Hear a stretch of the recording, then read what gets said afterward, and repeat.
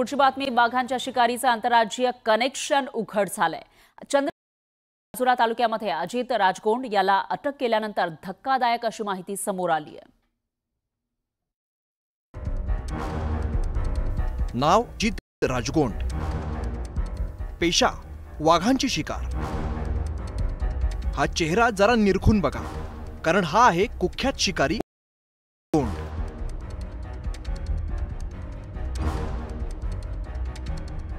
बहेलिया टोळीचा शिकारी अजित राजगोंडला अटक करण्यात आली आहे। त्याच्या अटकेमुळे अनेक प्रकरणं उघड होण्याचा मार्ग मोकळा झालाय।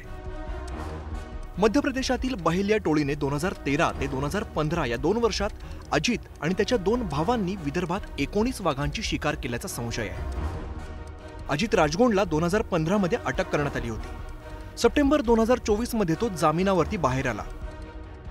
त्यानंतर अजित राजगोंड राजुरा तालुक्यात सापडल्याने वन विभागाच्या चिंता वाढल्या।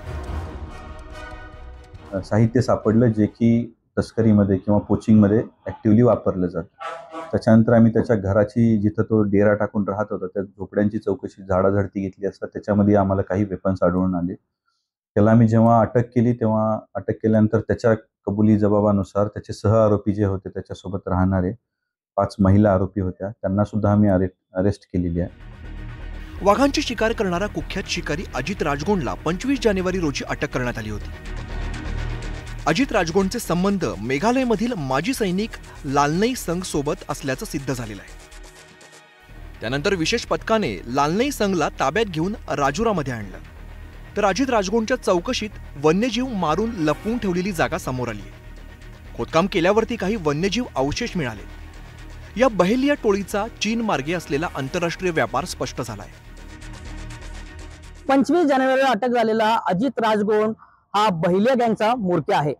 याच्याकडून जेव्हा माहिती मिळाली तर थेट शिलाँग पर्यंतचे संबंध निघाले आणि यासोबतच शिलाँगवरून चायना ते थायलंडचे संबंध निघालेले आहे। बहेलिया टोळीची शिकार करण्याची खास पद्धत आहे। ही टोळी परिवारासहित सतत स्थलांतर करत असते।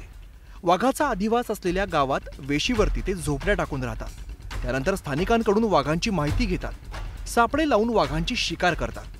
शिकार केलेल्या वाघाच्या अवयवांची महिलांमार्फत तस्करी केली जाते।